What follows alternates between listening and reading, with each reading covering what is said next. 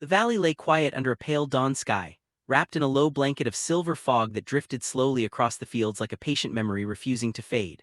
Past the creek and beyond the rows of weather-beaten pines stood a modest farmhouse, its white paint chipped and worn by years of wind, rain, and time. It wasn't a palace and it wasn't new, but it carried the kind of character forged by hard work and scars that refused to heal. This was the home of Eleanor Hayes, a widowed farm owner struggling to hold on to the last piece of life she once knew. Eleanor had not always lived alone. There had been a time when the property hummed with laughter, ironwork, and the steady rhythm of purpose. Her husband, Samuel Hayes, had been a craftsman, builder, and man of remarkable patience, someone who built things to last. His workshop sat just to the east of the farmhouse, a sturdy wooden structure he had built by hand long before the land was swallowed into Whispering Ridge estates and placed under the jurisdiction of the newly formed Homeowners Association. Back then the land had been free, no rules, no board, no strangers pretending to own rights they never earned.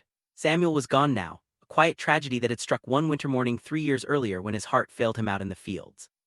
No warnings, no goodbyes. One moment he was working, the next he was a memory. Since that day, Eleanor had carried the burden of both grief and survival. She worked the land alone, kept the fields trimmed, and maintained the old house as best as she could.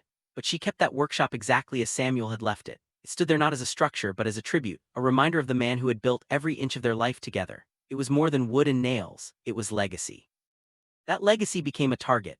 The first letter came in a crisp white envelope, pressed with an embossed seal bearing 3 letters Eleanor had come to despise: HOA, Whispering Ridge Estates Homeowners Association.